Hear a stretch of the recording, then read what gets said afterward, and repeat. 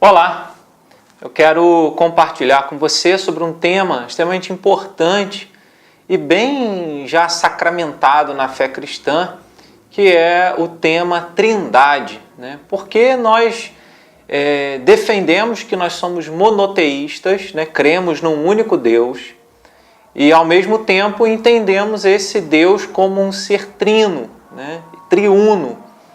A Bíblia em nenhum momento usa esse termo, usa essa palavra trindade, mas o certo é que ela aparece na palavra de Deus. E eu quero compartilhar com você sobre esse assunto nesse momento. O primeiro texto que eu quero usar para falar sobre esse tema trindade se encontra em Gênesis, capítulo de número 1, verso 26, que diz assim: Também disse Deus: façamos o homem à nossa imagem, conforme a nossa semelhança.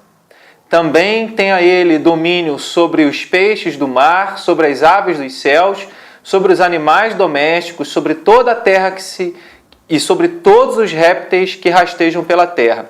Eu quero destacar essa primeira parte do versículo, quando diz: também disse Deus, façamos o homem à nossa imagem.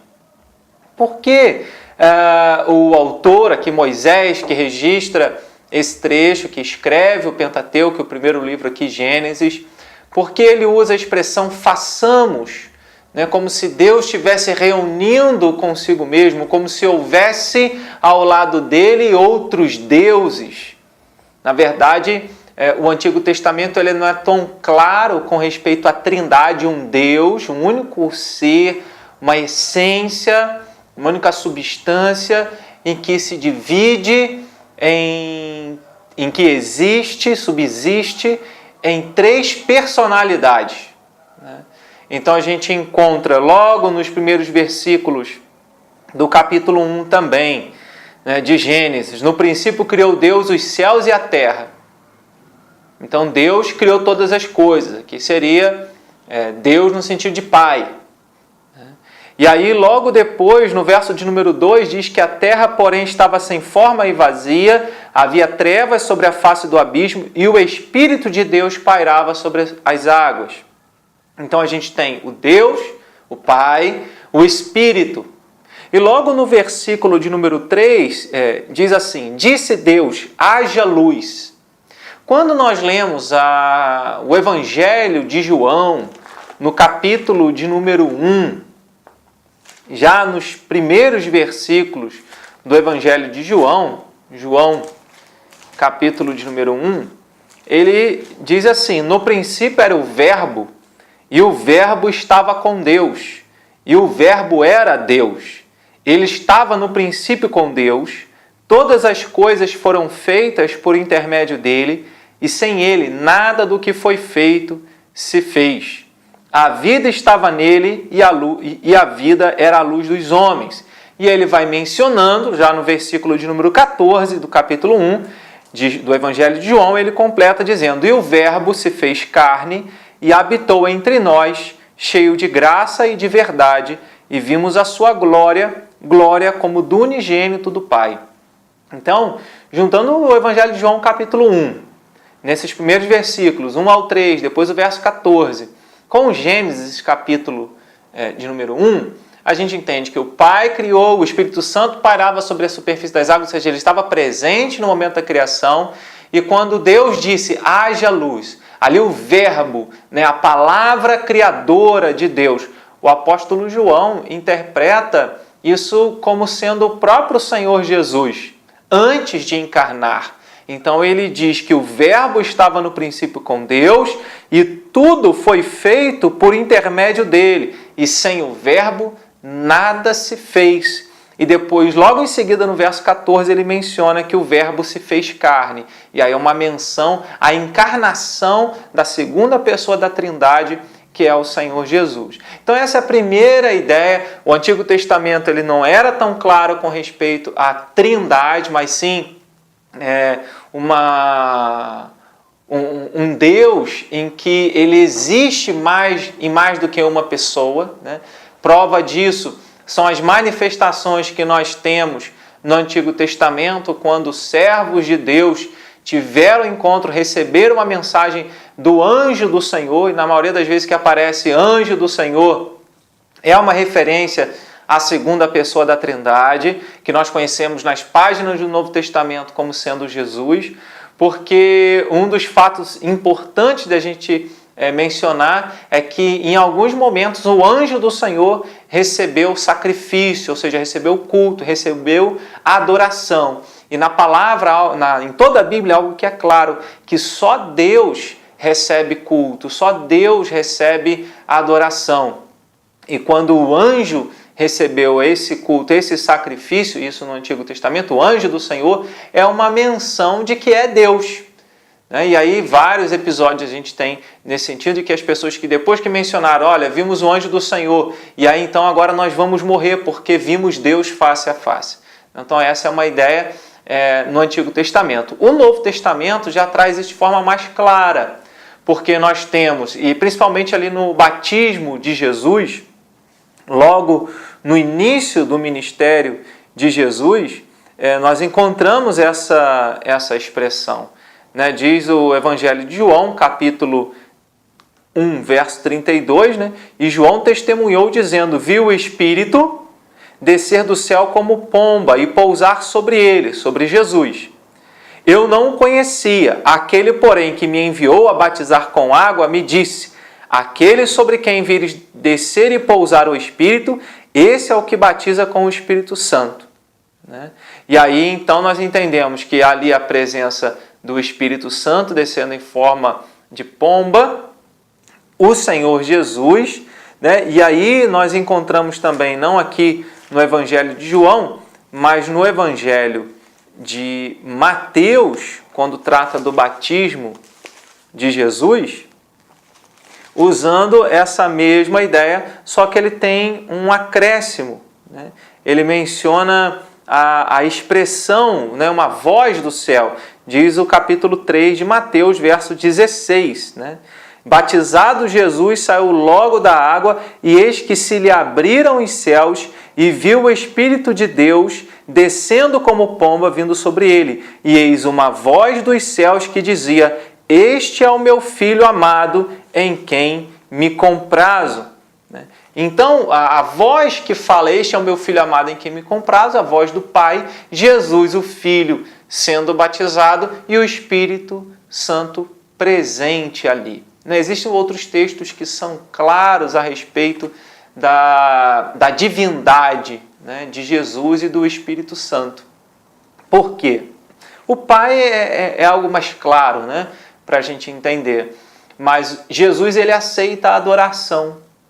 E os próprios milagres que Jesus realizou testificavam a sua divindade. Ninguém poderia fazer as coisas que ele fazia, se não fosse pelo próprio poder de Deus na vida dele. O termo que a Bíblia usa, unigênito do Pai, também é um termo que nos faz entender isso. E algo bem claro, pelo menos um texto bem claro, eu vejo, é a primeira carta do apóstolo João, no capítulo 5, no versículo de número 20, em que ele diz assim, também sabemos que o Filho de Deus é vindo e nos tem dado entendimento para reconhecermos o verdadeiro, e estamos no verdadeiro, em seu Filho, Jesus Cristo. Este é o verdadeiro Deus e a vida eterna. Então era claro para os apóstolos, para os escritores do Novo Testamento, que Jesus era Deus. E Jesus, ele recebe a adoração, e algo que só Deus poderia receber a adoração. Ele reconhece a si mesmo como o Messias, como aquele que o Pai enviou. Na oração sacerdotal, no Evangelho de João, capítulo de número 17, Jesus está agradecendo ao Pai com a glória que ele tinha junto com o Pai antes que houvesse mundo. Então isso prova a eternidade, a coeternidade, Jesus eterno junto com o Pai. Em João 17, verso 5, quando ele diz, e agora glorifica-me, ó Pai, contigo mesmo, com a glória que eu tive junto de ti antes que houvesse mundo. Esse texto também, o fato de Jesus orar ao Pai, exclui uma doutrina muito antiga, conhecida como sabelianismo ou modalismo, em que algumas pessoas acreditavam que ora Deus se revelava como Pai na história da humanidade, ora Ele se revelava como Filho e depois se revelou como Espírito Santo. Nós não cremos dessa forma, nós cremos que são personalidades distintas, mas ao mesmo tempo compartilham de um mesmo ser, de uma mesma essência.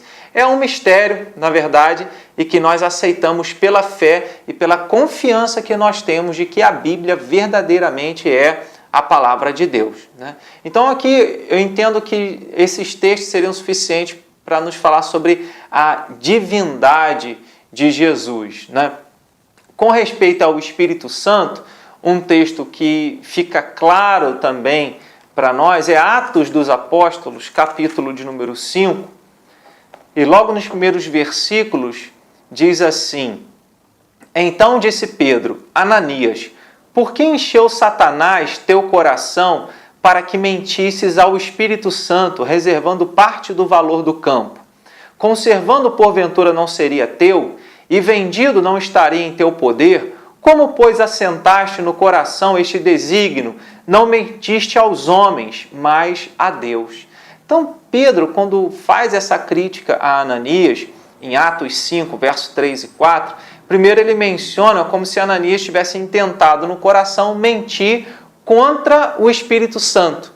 E logo depois ele diz, olha, você não mentiu ao Espírito Santo, você não mentiu a homens, mas você mentiu a Deus. Então ele equipara o Espírito Santo como sendo o próprio Deus. Então aí nós entendemos que o Espírito Santo, ele é Deus, né? Outro entendimento que nós temos a respeito do Espírito Santo, em João, no Evangelho de João, capítulo de número 16, né? É o Espírito Santo que tem poder para convencer o ser humano do pecado, da justiça e do juízo, do pecado porque não creem em Jesus. Então, o Espírito Santo é aquele que tem poder para convencer o ser humano, agir no coração do ser humano, para convencê-lo da sua necessidade de salvação, necessidade do perdão, necessidade de arrependimento. Então, o Espírito Santo ele tem essa obra que ele realiza no coração do pecador, no nosso coração. O Espírito Santo também, nós entendemos que ele é Deus. Por quê? Porque Jesus, quando fala da missão do Consolador, e ele fala que ele iria e ele promete outro Consolador, isso já no capítulo 14 do Evangelho de João, no verso 16, ele diz assim: Eu rogarei ao Pai, e ele vos dará outro Consolador, a fim de que esteja para sempre convosco. O Espírito da verdade, que o mundo não pode receber porque não o vê, nem o conhece, né? Vós o conheceis porque ele habita convosco e estará em vós. Não vos deixarei órfãos, voltarei para vós outros. Então ele está dizendo, olha, eu rogarei ao Pai e ele vos dará outro Consolador, a fim de que esteja para sempre convosco. Então essa palavra é, Jesus ora e o Pai envia o Consolador. Essa relação sempre próxima do Pai, o Filho, Jesus e o Espírito Santo, né? O outro entendimento que nós temos a respeito da Trindade é a forma com a qual, a fórmula, na verdade, com a qual Jesus determinou que se batizassem os seus discípulos. Quando nós lemos em Mateus, capítulo de número 28, o verso de número 19, ele diz assim: Ide, portanto, fazei discípulos de todas as nações, batizando-os em nome do Pai, do Filho e do Espírito Santo. Então, quando Jesus ordena aos seus discípulos para que eles fizessem discípulos, ele diz, façam discípulos e batizem esses discípulos em nome do Pai e do Filho e do Espírito Santo. Essa é a fórmula dessa aliança com Deus. E a própria fórmula Pai, Filho e Espírito Santo nos lembra esse termo, né, que a teologia usou, a Trindade, para falar que Deus é um só,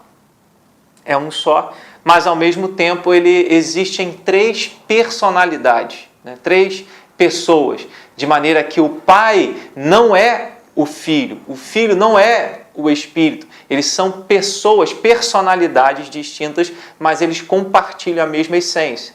De maneira que O Pai e o Filho e o Espírito Santo são iguais em poder, são iguais em glória, eles são iguais em dignidade de adoração, de louvor, de exaltação, né? Mas a teologia separa dessa maneira para que a gente possa entender a obra de cada um, né? O Pai, o Criador, como o próprio credo apostólico, né, ensina. Creio em Deus Pai Todo-Poderoso, Criador dos céus e da terra. Então, fala do Pai. O Pai, ele tem a obra da criação, embora o Espírito e o Filho estiveram presentes na criação, o Verbo eterno, né, que é Jesus antes da encarnação.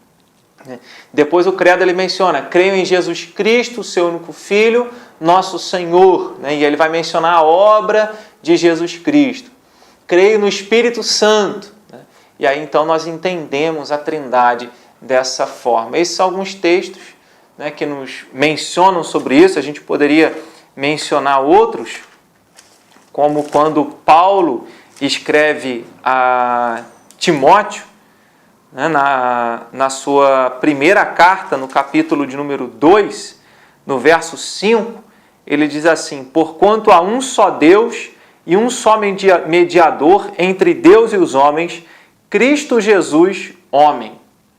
Então menciona que entre Deus e os homens só Jesus como Cristo, ungido de Deus. E essa expressão ungido de Deus é uma referência ao Messias, né, ao Salvador, que nós entendemos como sendo Deus com Deus, né? E aí o Pai, o Filho e o Espírito Santo sendo Deus. A gente, durante a história, várias analogias os homens tentaram fazer várias analogias a respeito da Trindade, mas todas elas ficam muito aquém em relação a esse mistério, né, que a Bíblia nos ensina, que nós na nossa cabeça não conseguimos alcançar, mas a gente